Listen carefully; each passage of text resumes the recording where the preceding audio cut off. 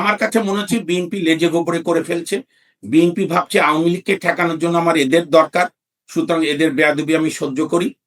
আবার গায়ের উপরে বেশি উঠে গেলে এরাই বিএনপি আবার মারছে এদেরকে। এর কারণটা হচ্ছে এগুলো করে আপনি রক্ষা করতে পারবেন না কোনো কিছু। আপনাকে থাকতে হবে স্থির সিদ্ধান্তে, আপনি আইনের শাসন দেবেন নাকি জঙ্গলি শাসন দেবেন। সব মিলিয়ে পুরো ব্যবস্থা আজকে একটা অগণতান্ত্রিক এবং স্বৈরতন্ত্র এবং ফ্যাসিবাদের দিকে ধাবিত, ইংলিশে বলে প্রন টু ফ্যাসিজমের দিকে যাচ্ছে। আপনি আবার এত জঙ্গি কথা বললেন, আবার পরের দিন দীনেশ ত্রিবেদীর সঙ্গে সরকারের সিনিয়র মন্ত্রী বৈঠক করে অনুরোধ করলেন যে আরো তেল পাঠান। তার মানে কি আপনি প্রতিবেশী দেশের সঙ্গে যুদ্ধ করে আপনি থাকতে পারবেন না, আমি যুদ্ধ চাই না, পরিষ্কার বক্তব্য। আবার তাকে মঞ্চে ডেকে আনছেন, তাহলে কি আপনি ইউনূসের এই সমস্ত বেআইনি কর্মকাণ্ড, স্বাধীনতা বিরোধী কর্মকাণ্ড, মুক্তিযুদ্ধকে আক্রান্ত করা, দেশে মবক্রেসি করা, মববাসদেরকে প্রশ্রয় দেওয়া, দুর্নীতি করা, আপনার সুইস ব্যাংকের রিপোর্ট অনুযায়ী 44% টাকা বেশি পাচার হয়েছে ইউনূসের আমলে, এগুলোর কোনোটা তদন্ত করছেন না, তাহলে আপনি কি মেসেজ দিচ্ছেন? আওয়ামী লীগের সময় অনেক দুর্নীতি হয়েছে, আপনি পান্না সাহেব আপনি নিজে এগুলোর প্রতিবাদ করেছেন। আওয়ামী লীগের অগণতান্ত্রিক সিদ্ধান্ত আছে, বিচার বিভাগকে স্বাধীনভাবে কাজ করতে দেয়নি, বিচার বিভাগকে দলীয়করণ করেছে, আমরা সেটা তীব্র আন্দোলন করেছি, কিন্তু এখনো তো দলীয়করণ বন্ধ হয়নি। এখনো তো বিচার বিভাগ সরকারের সুরে সুরেই কথা বলে, এখনো তো শোন অ্যারেস্টের অর্ডারকে স্টে করে দেয় আপিল বিভাগ, পুলিশকে ব্ল্যাঙ্ক চেক দিয়ে দেয় বা এক্সিকিউটিভকে ব্ল্যাঙ্ক চেক দেয় যে কোনো মানুষকে হয়রানি করা। আপিল বিভাগ থেকে জামিন নিশ্চিত হওয়ার পরও কোনো লোক সহজে ছাড়া পাচ্ছে না, জেলাররা হাতড়ে বেড়াচ্ছে কোথায় শোন অ্যারেস্ট আছে, তো কোনো কিছু পরিবর্তনও হচ্ছে না, আর আপনি লম্বা লম্বা কথা বলবেন। আজকে আমাদের সঙ্গে যুক্ত রয়েছে আলোচনায় সুপ্রিম কোর্টের সিনিয়র আইনজীবী এবং রাজনীতি বিশ্লেষক সৈয়দ মামুন মাহবুব। সৈয়দ মামুন মাহবুব, আপনাকে স্বাগত জানাচ্ছি। শুরুতেই যে প্রশ্নটি রাখতে চাই, 5 আগস্ট রাষ্ট্রপতির একটি অনুষ্ঠান ছিল, অভ্যুত্থানের যে 2 বছর পূর্তি। আমরা দেখলাম সেই অনুষ্ঠানে যে হট্টগোল, বিশৃঙ্খলা, এক ধরনের রাষ্ট্রীয় সব ধরনের প্রোটোকল ভেঙে পড়া, সেই জায়গা থেকে আমরা যে বিদেশি কূটনীতিকরা আমন্ত্রিত ছিলেন, বিভিন্ন দেশের কূটনীতিক, তারা অনুষ্ঠান স্থল ত্যাগ করলেন, এক অর্থে পালিয়েই প্রাণ বাঁচানোর চেষ্টা করছিলেন এবং পালালেন বটে। এটি আন্তর্জাতিক বিশ্বে কি ধরনের মেসেজ যাচ্ছে আমাদের কাছ থেকে? জি ধন্যবাদ। দেখেন, আমিও এটা দেখেছি 5 আগস্টের প্রোগ্রামে। আমি ছোট্ট একটা গল্প দিয়ে বলি। নোয়াখালী অঞ্চলে আমাদের এক বড় ভাই আইনজীবী, ওনার মুখে শোনা একটা গল্প রসিকতার ছলে, যে উজির আলী বলে এক লোক জিন পুষত, সেই জিন দিয়ে সে সারা পাড়ায়, মহল্লায়, জেলায় বিভিন্ন লোককে ডিস্টার্ব করতো, এর গলা কামড়ে ধরতো, ওর মাথা চুল ছিঁড়ত, একে ধরতো, ওকে ধরতো। তো উজির আলী জিন, এটা উজির আলী করা মানে উজির আলীর সঙ্গে কেউ বাদলে উজির আলী এগুলো করাতো। তো জিন এক সময় টায়ার্ড হয়ে উজির আলীর গলা চেপে ধরেছে। তো তখন পাড়ার লোকরা বলছে যে এবার উজির আলী জিন উজির আলীকে ধরেছে। এই যে আমরা জুলাই 24 থেকে আজ অবধি এই যে একটা পুরা প্রজন্ম না, একটা প্রজন্ম বা একটা রাজনৈতিক জঙ্গি মতবাদী গোষ্ঠী গণতন্ত্রের নামাবলী গায়ে জড়িয়ে গণতন্ত্র রক্ষা করার নাম করে আসলে স্বৈরতন্ত্র ফ্যাসিস্ট চিন্তা থেকে উদ্ভূত হয়ে এই যে 24 মাস ধরে আমরা বেয়াদবিগুলোকে প্রশ্রয় দিল, প্রথমে ডক্টর ইউনূস সরকার, পরবর্তীতে বিএনপিও, তারেক জিয়া সাহেবের সরকারও, তার একটা হাতে নাতে প্রমাণ হলো যে সেই পুরাতন কথা, ফ্র্যাঙ্কেনস্টাইন তৈরি করলে ফ্র্যাঙ্কেনস্টাইনকে যে তৈরি করে তাকেই ফ্র্যাঙ্কেনস্টাইন খেয়ে ফেলে, এবং এই 5 আগস্টের অনুষ্ঠান তাই হয়েছে, মূলত পণ্ড হয়ে গেছে। রাষ্ট্রের সর্বোচ্চ ব্যক্তি ভারপ্রাপ্ত রাষ্ট্রপতির উপস্থিতিতে একটা তথ্যচিত্রে তাদের ভাষায়, এনসিপি বা যারা যারা ছিল বা অন্য যারাও ছিল তাদের ভাষায় কিছু তথ্য বিকৃতি আছে বা উল্টো তথ্য আছে, আপনার আবু সাইদের ছবি নাই, তো সেইটার প্রতিবাদের অনেক রকম ভাষা থাকে। কিন্তু ফরেন ডিপ্লোম্যাটদের অনুষ্ঠানে, একটা রাষ্ট্রীয় অনুষ্ঠানে তারা যে স্টাইলে আন্দোলনটা দেখালো, আন্দোলনের নামে সন্ত্রাসী কার্যক্রম, এইটা যখন শেখ হাসিনার বিরুদ্ধে তারা করেছে, বা ধরেন 5 আগস্টের পরে আওয়ামী লীগ সহ মুক্তিযুদ্ধের চিন্তা চেতনা, ইভেন আওয়ামী লীগকে অপছন্দ করে কিন্তু প্রগতিশীল চিন্তা চেতনা, সাংস্কৃতিক গোষ্ঠী, পত্রিকা অফিস, সবগুলোতে যখন হামলা করেছে, তখন তখন ডক্টর ইউনূস, আসিফ নজরুলরা বাহবা দিয়েছে, বিএনপি সরকারও ধরি মাছ নাছুই পানি করেছে। আজকে তার রেজাল্ট। এবং আপনি তো বলছেন ডিপ্লোম্যাটরা পালিয়ে গেছে ভয়, সেইটা তো আছে। আমি তো অনুষ্ঠানটা পরে বিভিন্ন চ্যানেলে দেখলাম, রাষ্ট্রপতির পিছনে এক সময় গিয়ে ওই ওনার এসএসএফ এর বোধহয় আর্মির অফিসাররা ঘিরে ধরলো, এবং অনুষ্ঠান এই উত্তেজনা এবং হটকারিতা চলাকালেই সালাউদ্দিন সাহেবের সামনে এসে পুলিশের এক উচ্চপদস্থ নাকি সেনাবাহিনী, আমি ড্রেস দেখেও বোঝা যায় না, উনি ভদ্রলোক হতাশ হয়ে বলছিল যে আমরা কি তাহলে চলে যাব রাষ্ট্রপতিকে নিয়ে, অথবা এরকম ডিপ্লোমেট দিন, এরকম জাতীয়, মানে উনি বের করে উদ্বেগ, দিয়েছিলাম। মানে উদ্বেগ উৎকণ্ঠা। এবং আমাদের বীর মুক্তিযোদ্ধা আহমেদ আজম খান, সরকারের বয়স মাত্র 5.5 মাস, গণতান্ত্রিক ভোটে নির্বাচিত হয়েছেন, ওনাদের দাবি এত নত জানু কেন? 20 বার করে করজোরে অনুরোধ করছি, করজোরে অনুরোধ করছি। তার চেয়ে আমি বলবো মুক্তিযোদ্ধার পুত্র ইশরাক হোসেন আবেগে ঠিকই বলেছে যে আপনারা কি এখানে জাহির করতে এসছেন না কি করছেন?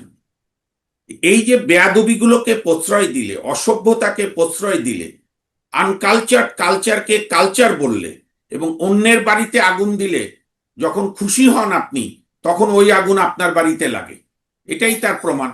এখন বিএনপিকে আমি পরিষ্কার কথা বলি, বিএনপিকে সিদ্ধান্ত নিতে হবে, গণতান্ত্রিকভাবে দেশ চালাবে, সবার প্রতি আইনের শাসন করবে, নাকি জুলাই আন্দোলনের অজুহাত দিয়ে ডক্টর ইউনূস যেরকম 18 মাস ধরে, বাংলাদেশে এমনি তো আমরা হাজারো অত্যাচারে আছি, রাজনৈতিক দলের অত্যাচার, পান্ডাদের অত্যাচার, গুন্ডাদের অত্যাচার, মৌলবাদীদের অত্যাচার, স্বাধীনতা বিরোধীদের অত্যাচার, তার সঙ্গে যুক্ত হয়েছে মবক্রেসি, আপনার বাসা বাড়িতে গিয়ে হামলা, ছাত্রলীগের ছেলেকে না পেলে তার মাকে মেরে ফেলা, তার বোনকে অপমান করা, একে ওকে ধরা, সাংস্কৃতিক অনুষ্ঠান বন্ধ করা, তারপরে আপনার পত্রিকা অফিস জ্বালিয়ে দেওয়া, যেটা একবারই পাকিস্তানিরা করেছিল 25শে মার্চের রাতে, দৈনিক ইত্তেফাক আর দৈনিক সংবাদে আগুন দিয়েছিল।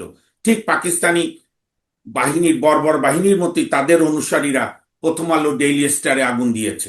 আপনার প্রথম আলো পছন্দ না হলে পড়বেন না, আমি অনেক পেপার পড়ি না যেগুলো আমার ভালো লাগে না, কিন্তু তাই বলে তো কোনো অফিস পোড়ানোর অধিকার আপনার নাই।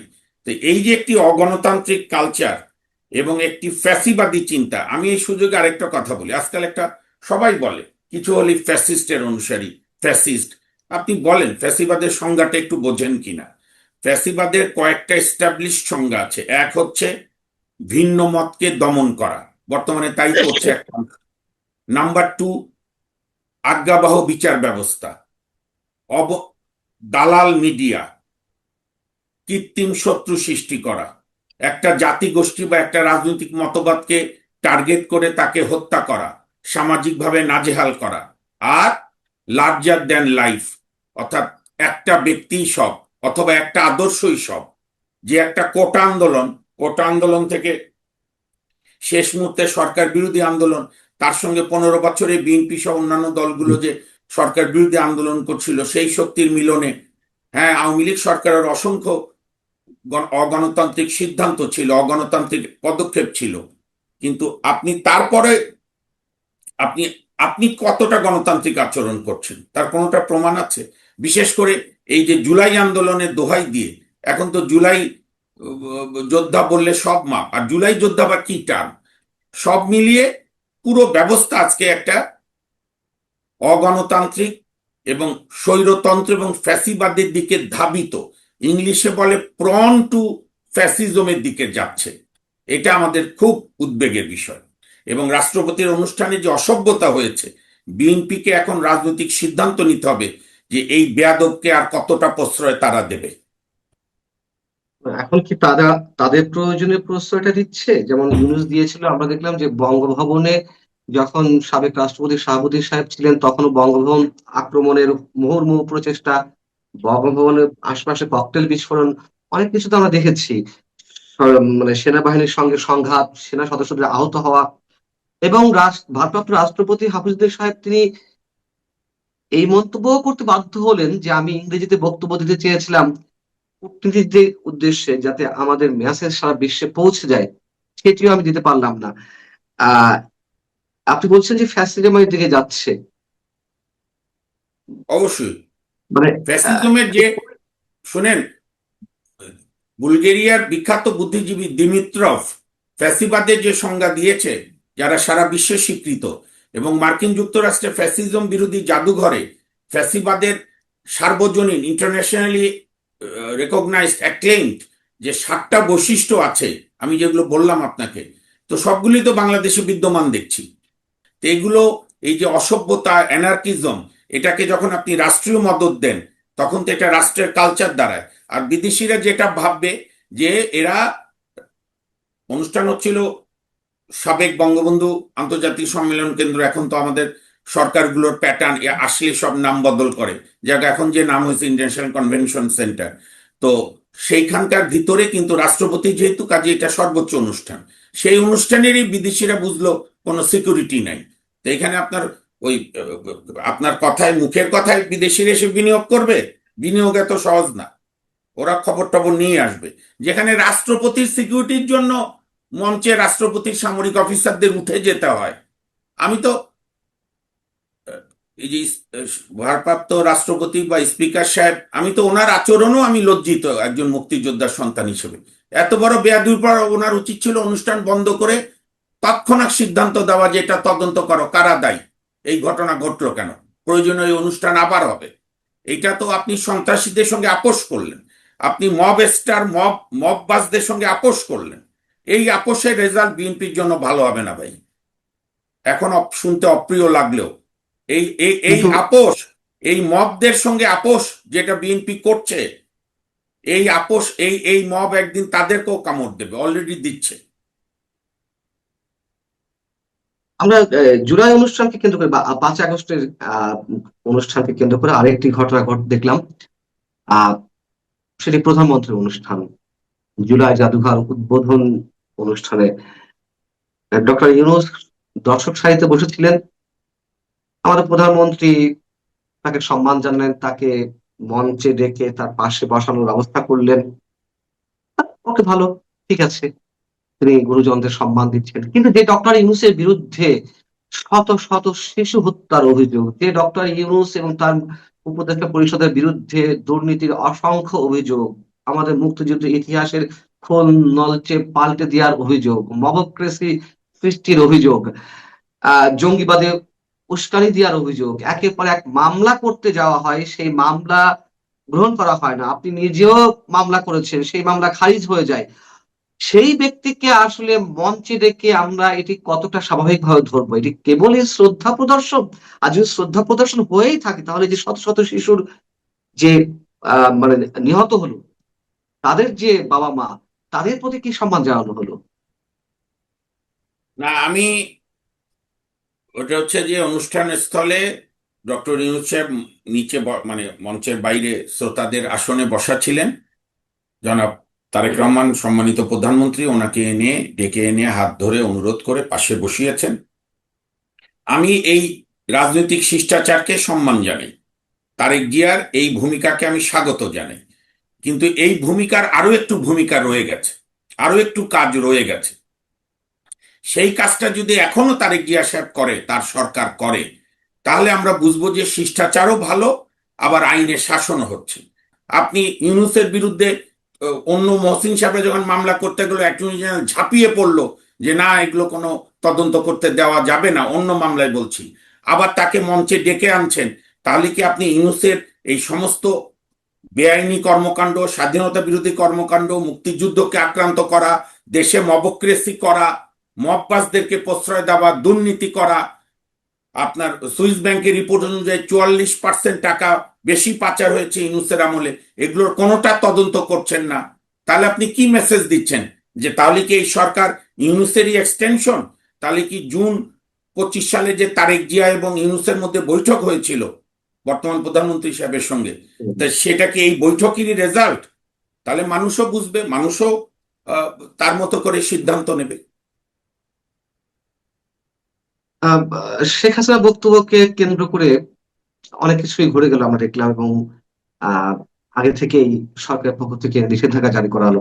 এক ধরনের তথ্য উপদেষ্টা বললেন যে যে কেউ সংবাদ প্রচার করলে আহ তার বিরুদ্ধে ব্যবস্থা নেওয়া হবে। আবার আইসিটি থেকে বলা হলো যে বিদ্বেষমূলক বক্তব্য প্রচার করা যাবে না, শুধু এই অংশটুকু, অন্য কথা প্রচার করা যাবে। যাই হোক, এক ধরনের কন্ট্রাডিকশন।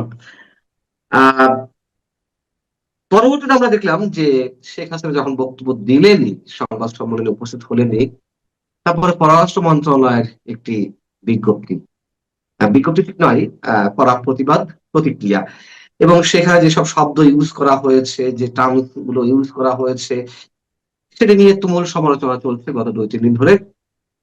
আবার পরবর্তীতে ভারত থেকে ডিজেল আমদানির সিদ্ধান্ত, বেশি বেশি পাইপলাইনে বেশি বেশি ডিজেল আমদানির সিদ্ধান্ত নেওয়া হয়েছে, বিদ্যুৎ মন্ত্রী জানিয়েছে। মানে আমি একটু জানতে চাচ্ছি যে আসলে ভারতের সাথে সম্পর্কের অবনতি আহ এই পর্যায়ে রয়েছে বা উন্নতি হচ্ছে না, সরকার কি শেখ হাসিনা ইস্যুটাকে শুধুমাত্র ক্যাশ করতে চাইছে, নাকি তারা আসলেই আহ আহ, তাদের যে পররাষ্ট্রনীতি, সবার সাথে সম্পর্ক, ভালো সম্পর্ক রাখতে চায়? মানে আমরা আসলে বুঝতে পারছি না, আপনার ব্যাখ্যাটা কি? 24-এর আন্দোলনে নানা বিতর্কিত ভূমিকা, বেআইনি ভূমিকা বলবো, দাম্ভিক ভূমিকা সরকারের থাকতে পারে, কিন্তু ওটাই তো শুধু ইতিহাস না আওয়ামী লীগের। আওয়ামী লীগের ইতিহাস 49 সাল থেকে, 52-র ভাষা আন্দোলনে, 54-র যুক্ত ফ্রন্টে মুসলিম লীগকে কবর দেয়া, 58-র আইয়ুবের সামরিক শাসনের পরে শেখ মুজিব তখনও বঙ্গবন্ধু হননি, তার আন্দোলন, 62 শিক্ষা, 66 সালে বাঙালির মুক্তি সনদ, ম্যাগনা কার্টা, 6 দফা বঙ্গবন্ধু কর্তৃক ঘোষণা, 69-এর গণঅভ্যুত্থান, সর্বোপরি 71-এর মহান মুক্তিযুদ্ধ এবং বেগম খালেদা জিয়ার সঙ্গে একসঙ্গে ঐক্যবদ্ধভাবে এরশাদ বিরোধী আন্দোলন, পরবর্তীকালে 96-তে একক শেখ হাসিনার নেতৃত্বে, আওয়ামী লীগের নেতৃত্বে কেয়ারটেকার প্রতিষ্ঠার আন্দোলন, এ কোনোটাই তো আপনি বাদ দিতে পারবেন না। আপনি তো ইতিহাস ডিকটেশন দিতে পারবেন না। শুধু 24-এ আওয়ামী লীগ অপরাধ করেছে দেখে আওয়ামী লীগ অপাঙ্ক্ত হয়েছে, আপনি নতুন করে শিয়া সুন্নি ক্রিয়েট করছেন। আপনি একটা শান্তিপ্রিয় দেশ, যেখানে এথনিক কোনো প্রবলেম নাই, মোটামুটি একই ভাষা। হ্যাঁ, আমাদের প্রিয়, আমারই আমারই সহনাগরিক পাহাড়িদের ভাষা আছে, আমরা সেটাকেও আমাদের ভাষা মনে করি, আদিবাসী উপজাতি যে নামই বলি। মূলত আমাদের মধ্যে কোনো দ্বন্দ্ব নেই। যারা 24-এর ছাত্র হত্যা, পুলিশ হত্যায় দায়ী, তাদের আপনি বিচার করেন, কিন্তু আপনি একটা টোটাল জনগোষ্ঠীর 40% মানুষকে ব্ল্যাকলিস্ট করে দেবেন। আপনি শিয়া সুন্নি করবেন। আপনি উমাইয়া বংশ আর আব্বাসি বংশের দ্বন্দ্বের ইতিহাস আমরা দেখিনি? আজকে ইরান ইরাক দেখছি না?